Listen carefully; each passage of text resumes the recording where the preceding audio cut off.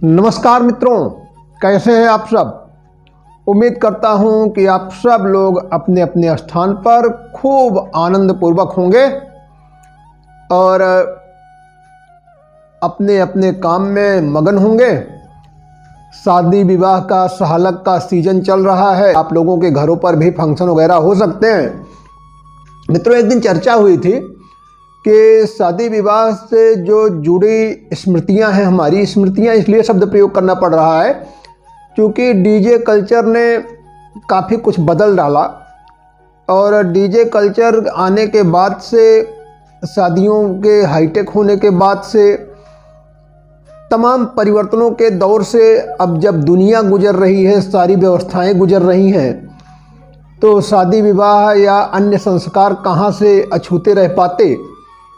तो क्या क्या परिवर्तन हुए हैं, उन परिवर्तनों की चर्चा के क्रम में आज मैं लेकर के आया हूं कि किस ढंग से जो विवाह गीत हुआ करते थे और उन विवाह गीतों के माध्यम से जो एक आनंद और उत्साह उल्लास का महामहोत्सव जैसा बन जाता था शादी विवाह, उसमें कमी कौन कहे, वो समाप्त सा हो गया। अब जो गीत आए, डीजे कल्चर आया, जिसमें प्रायः हास परिहास, ताने महने, उलाहने, मनुहार का तो कोई मतलब ही नहीं बचता। बस अब रह गया तो सिर्फ इतना सा कि दो धड़ों में बटे लोग, एक तो जो उसके फूहड़ संगीत से, उसके तेज आवाज़ से, उसकी अनाप शनाप एक्टिविटी से बचने के जतन करते नजर आते हैं।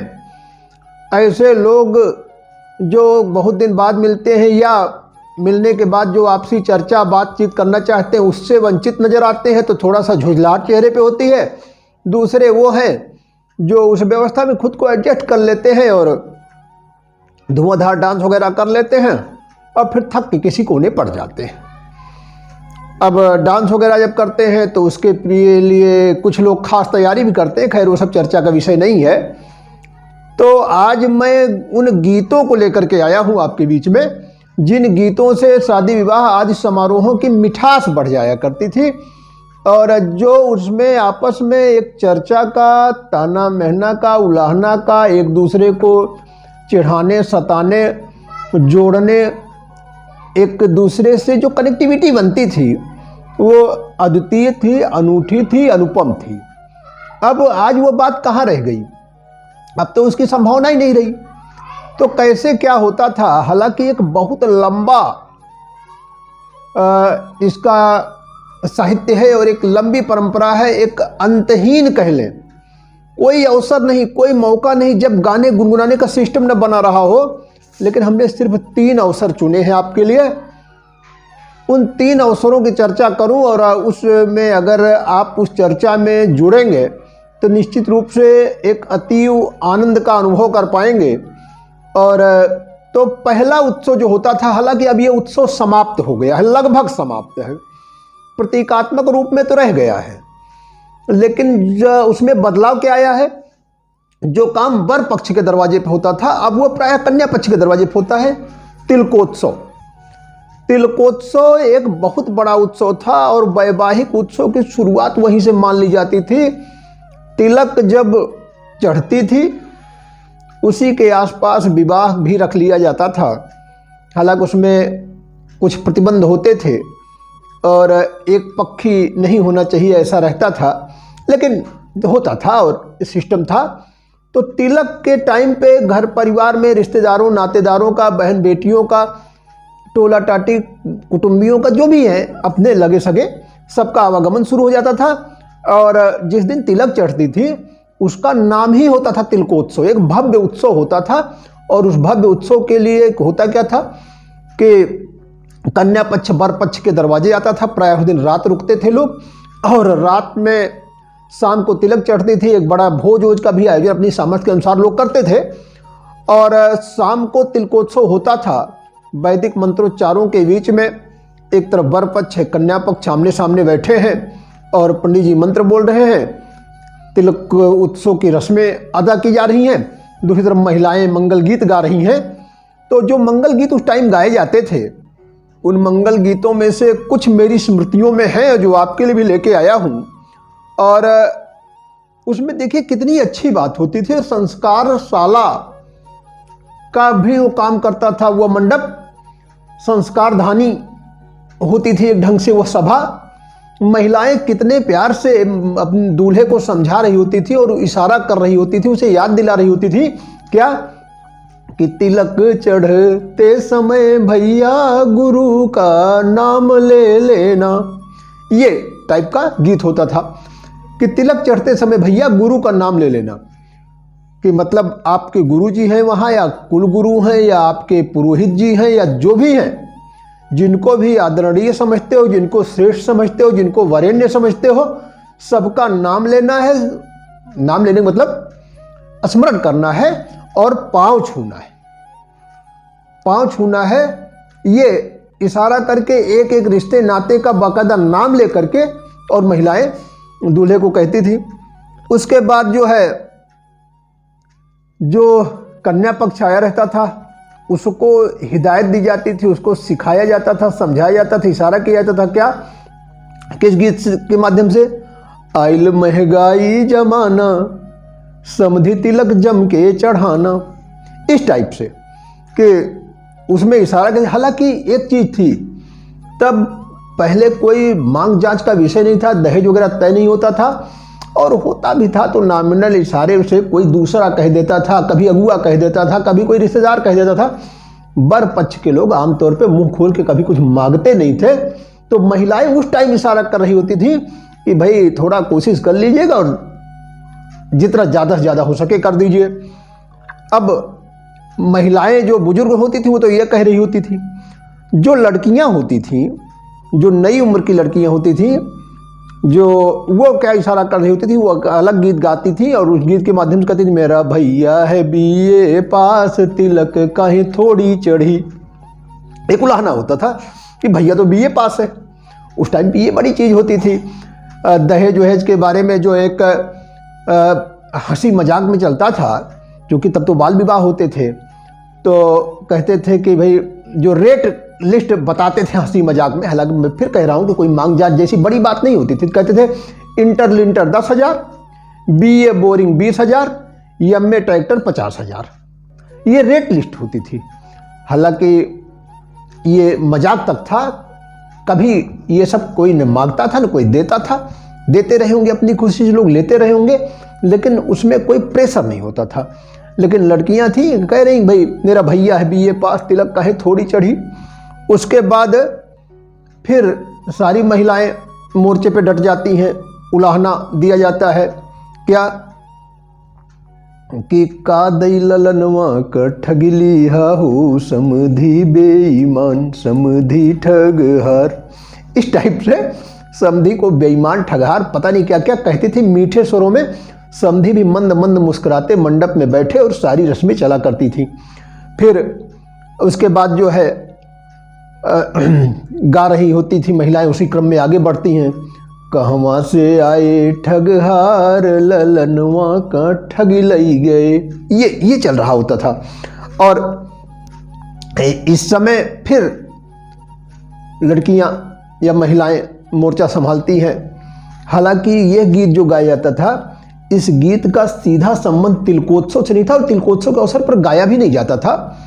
यह वर के टाइम, जब वर पक्ष जाता था बारात लेके दरवाजे पे कन्या पक्ष के, और उस टाइम पे डाल जो डाल जाता था, डाल जो लोग न समझ रहे हैं वो ये समझ लें कि भाई डाल तो मतलब एक जो दौरा जैसा होता है, सजा सजाया सा एक टोकरा जैसा, लेकिन उसके ऊपर जो मेन डाल की जो मेन चीज़ है उस पर साड़ी कपड़े गहने जो भी जाते हैं वो देखने की बात होती है। और महिलाएं वहाँ कह रही होती थी, वहाँ कहती थी वर पक्ष के दरवाजे पे कि जरा लाइट दिखाओ मैं डाल देखूंगी। तो कहा वहाँ जाता था, लेकिन उसका संबंध इसी तिलकोत्सव से होता था कि जितना डाल और वो सब तभी जाएगा जब इधर तिलक का जैसा सिस्टम रहेगा वैसा ही उधर डाल का सिस्टम बना लेगा वर पक्ष। कन्या पक्ष जैसा तिलक पे चढ़ाएगा वर पक्ष को देगा, वैसा ही कन्या पक्ष जा करके वर पक्ष के लेके कन्या पक्ष के यहाँ डाल जाएगा। अब ये होता था। लेकिन सबसे धुआंधार रस्म जो होती थी और जिस टाइप से एकदम महिलाएं जूझ जाती थी, जूझ जाती थी कि मतलब ये था कि इनकी संख्या भी काफ़ी होती थी, क्योंकि पहले संयुक्त परिवार होते थे, पूरा गांव ही लगभग एक परिवार होता था, आपस में बड़ा गजब को जुड़ाव होता था। तो और टोले मोहल्ले के लोग ही नहीं, आसपास गांव के लोग भी शाम को बारात देखने, दूल्हा देखने, द्वारचार के लिए आ जाया करते थे। सामान्य से सामान्य परिवारों में भी 100 सैकड़ा की संख्या हो जाती थी। तो उस टाइम पर महिलाएं बारात देखने के इतनी उतावली होती थी कि वो शाम से ही आ जाती थी, और फिर बारात भी उस टाइम बड़ी लेट वोट नहीं होती थी। साधन वाधन भले कम थे, लेकिन लोग उस समय अपने हिसाब से चलते थे, समय से पहुंच जाते थे। और बारात जनवासे से उठी, सीधा कन्या के दरवाजे पहुंच गई। बीच में डीजे और डांस का चक्कर नहीं था, तो जल्दी ही प्रायः हो जाया करता था। उसकी वजह एक ये भी थी कि भाई लाइट वाइट का जो अपना एक सिस्टम था वो बड़ा अजीब था। उसकी चर्चा फिर अगर आप लोग चाहेंगे तो होगी, ये वीडियो अगर आप लोगों ने पसंद किया तो। उस टाइम जब बारात दरवाजे पहुंच जाती थी तो बारात का आगमन हो गया है, द्वार पूजा के लिए दोनों पक्ष बैठ रहे हैं, मंडप में दूल्हा आ गया है, पंडित जी, दोनों तरफ के पंडितों ने मोर्चा संभाल लिया है, मंत्रोच्चार चल रहे हैं, शाखोच्चार चल रहा है, और महिलाओं ने भी अपना एक मोर्चा संभाला हुआ है। और किस टाइप के गीत उस समय होते थे जो बहुत ही चुटीले होते थे, बड़े आनंददायक होते थे, और साथ ही साथ एक जुड़ाव भी प्रकट करते थे और जुड़ाव को पुष्ट भी करते थे। तो उसमें जैसे शुरुआत क्या कर देती थी, ऐसन बाराती न देखे अभी तक, जिया होए धके धक। महिलाएं कह रही हैं कि ऐसी बारात जैसी आई है, अद्वितीय है, अनुपम है, अनूठी है, अभी तक तो देखा ही नहीं, यह पहली बारात है, सबसे अच्छी बारात आई हुई है। और इस टाइप से बात कर रही हैं। महिलाओं को समधी जी नजर आ जाते हैं बारात के बीच में मुस्कुराते हुए। समधी या बारात मालिक की पहचान तब और आज ज़्यादा नहीं बदली है, वो एक ही जैसी है। कैसी? पहले तो होता था कि उनके कंधे पे रोएदार तौलिया होती थी, आज कल तो भाई सूट वूट का ज़माना आ गया तो तौलिया वौलिया नहीं, लेकिन एक चीज़ जो कॉमन थी तब भी और आज भी कि उनके हाथ में एक पर्स जरूर रहेगा, उसी से पहचान में आ जाते हैं कि यही आला मालिक ही है।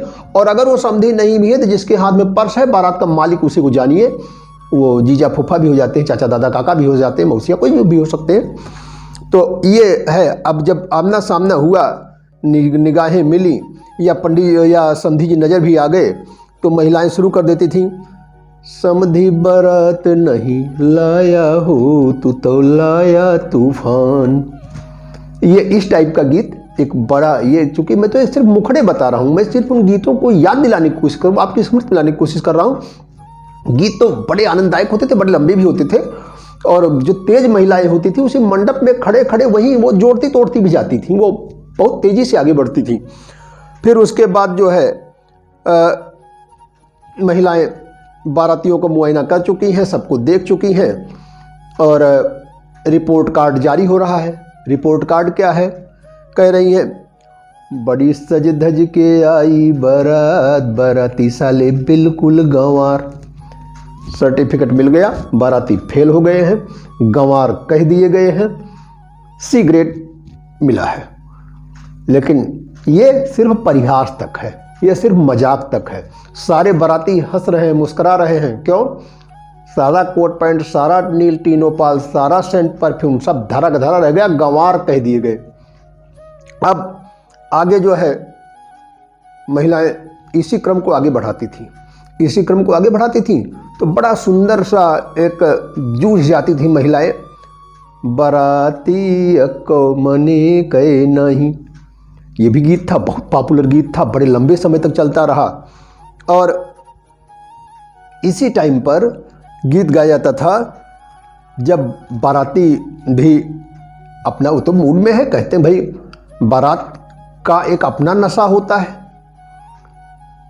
अब तो सिस्टम बिगड़ गया, ज़्यादातर बारात नशे में पहुंचने लगी, लेकिन पहले था कि भाई कहे बाराती वैसे नशा रहा था, तो नशा होता है।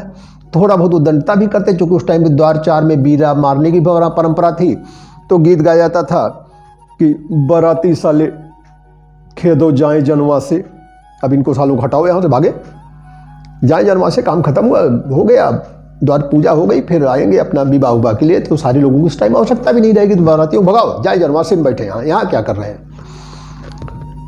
महिलाएं फिर विनम्रता के भाव से समधी की मनुहार भी करती थीं, समधी को बताती थी कि हम आपके योग्य नहीं हैं, आपके अनुकूल नहीं हैं, आप हमसे श्रेष्ठ हैं, हर मामले में श्रेष्ठ हैं। और एक लंबा गीत गाती थी जिसका मुखड़ा होता था, समधी तोहरे अमीरी, समधी तोहरे अमीरी, हमारी गरीबिया के ख्याल किया। इस टाइप का एक गीत, यही गीत ये इसको गाती थी। और इसमें मुखड़े जोड़ते चले जाते थे, तोहरे तो समधी महला दो महला, हमारी झोपड़िया का ख्याल किया। इस टाइप से जोड़ती चली जाती थी। अब आगे ये द्वार पूजा की रस्म निपट जाती थी। मैं फिर कह रहा हूँ कि गीत गौनई तो मिनट मिनट थी, और हर मिनट के लिए सामने पड़े नहीं कि ले एक गाना, कोई बात हुई नहीं कि ले एक गाना, कोई उसमें।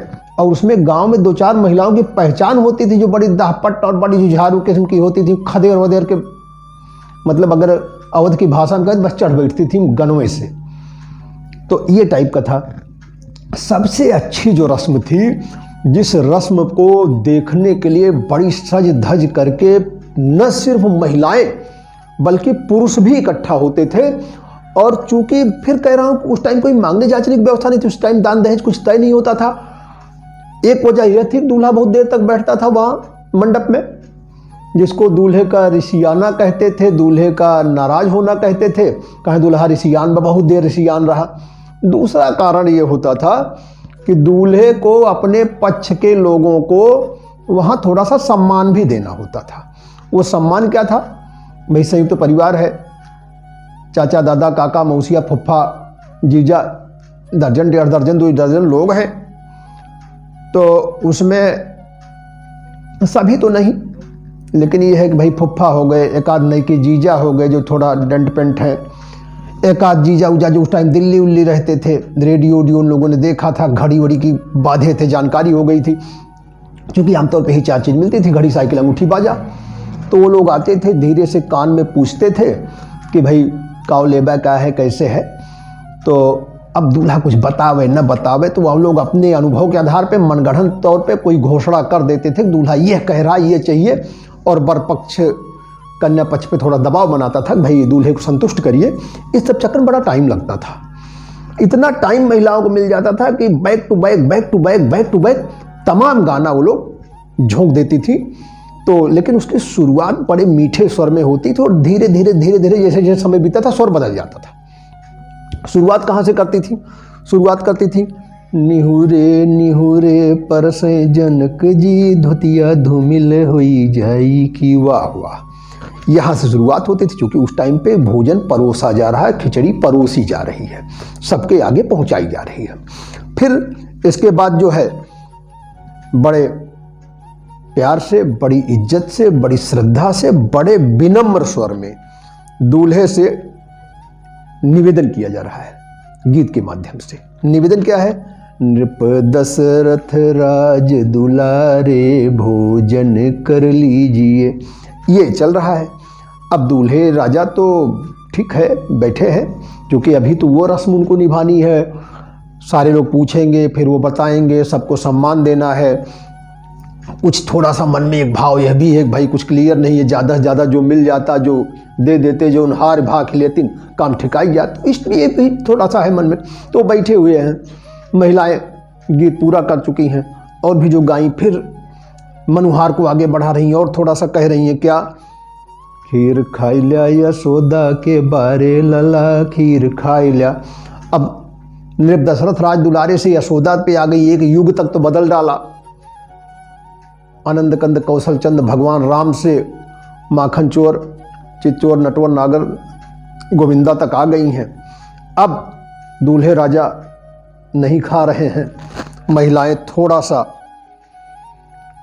पूछताछ कर रही, कुछ जानने की कोशिश कर रही हैं। क्या कह रही हैं? कनवाम कौन मंत्र पाया, दुल्हे बड़ी देरी लगाया। ये पूछ रही भाई क्या बात हो रही है, जो आपके जीजा फुफ्फा बतिया रहे हैं, मामा काका लोग, ये क्या बतिया रहे हैं? बतिया रहे हैं कि रोक रहे हैं कि भाई खाइएगा मत, अभी कहीं इतनी देर से बैठे हो। दूल्हे राजा कुछ बोल नहीं रहे हैं। दूल्हे राजा की अपनी बातचीत संवाद अदायगी इधर उधर चल रही है, और देर हो गई। तो महिलाएं संदेश दे रही अपने पक्ष को, क्या कि बहुत कहा ना, बहुत चिरौरी न करा, बड़ा निवेदन न करा, कुछ बहुत ज़्यादा कहने सुनने की आवश्यकता नहीं है। का जुरान खिचड़ी दुल्हे अपने से खई हैं, कि जाए दे अब्बा, जब जुड़ाई उड़ाई जाए फिर गर्ज हुए तो खई हैं, बहुत चिंता टेंशन जरूरत ना है ना। दूल्हे राजा बैठे हैं, भोजन नहीं किया, महिलाओं के ये गीत भी खाली गया, ये गीत भी खत्म हो गया, वार खाली गया है। महिलाएं और अब तो क्रोध लग गया है। अब महिलाएं क्रोध में कह रही हैं, इन्हें दूर करो साले निकम्मे हैं, इन्हें दूर करो। महिलाएं कह रही, हटाओ इनको, भगाओ इनको, बेकार आदमी फालतू बैठे हैं यहाँ, बेइज्जत करा रहे हैं, और खाना वाना पानी ठंडा हो रहा है, तो गजब में बैठे हैं। महिलाएं बस एकदम जूझ गई, इन्हें दूर करो, दाल और भात का कदर न जाने, तो सब चल रहा है। लेकिन अब भोजन नहीं हुआ। तो कुछ देर बाद फिर दूल्हे राजा का इधर सिस्टम बन गया और बात हो गई, इशारा मिल गया हाई कमान का। दूल्हे राजा ने खाया, लोगों ने जयकार लगाई, बोलो सियावर रामचंद्र की जय। गंगा देहतिया बहुकाल टाइट करता, एक दूठी फैरो ही जात रहा। और बस इधर दूल्हे राजा ने खिचड़ी खाया नहीं कि महिलाओं ने पट से तेवर बदला। तुरंत उन्होंने व्यंग्य मारा, खिसियाई के खिचड़िया तू खाया लला, खिसियाई के ले खाया, खिसियाई गया ना, कहा रहे तब ना खाया, ना कहें तो खा लिया, ठीक बा, ऐसे हो चाहिए। इस टाइप से ये होता था। एक और चीज़ होती थी, और प्रायः ये हर टाइम पे जब भोजन कराया जाता था या समधी उमधी को कभी भी कराया जाता था, तो ये गीत जरूर गाया था, खिचड़ी टाइम पे भी गाया जाता था। क्या दूल्हे ने खा लिया, उठ के सब चल दिए हैं, जैसे चल दिए तैसे शुरू कर दिया। महिला ने कहे उठी भाग्या और लई ले त्या, तो पूछे ही देते, पछोरे देते, बड़ा अच्छा। इस सब टाइप पे कुछ शब्द जिसको सामान्य तौर पे अश्लील कहेंगे, लेकिन उस समय पे ये सब श्लील थे, सब मर्यादित थे और सब स्वीकृत थे।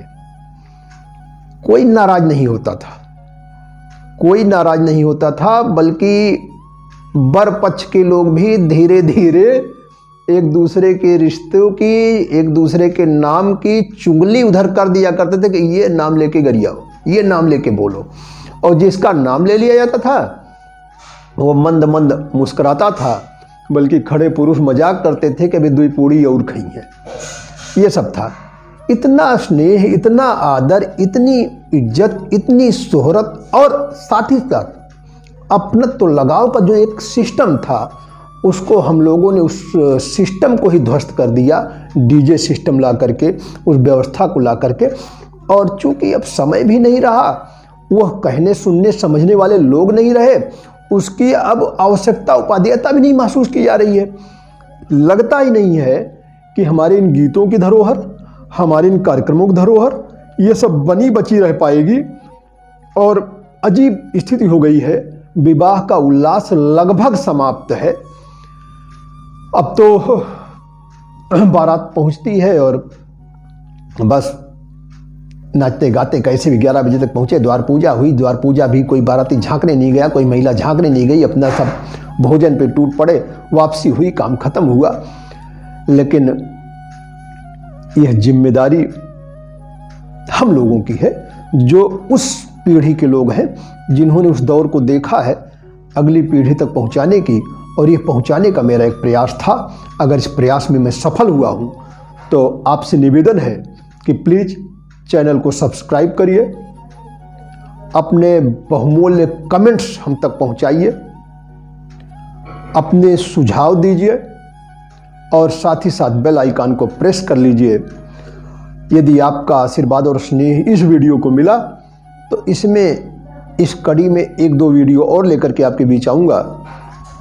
आप सब से सादर नमस्कार करते हुए अपनी बात समाप्त कर रहा हूँ। जय हिंद, जय भारत।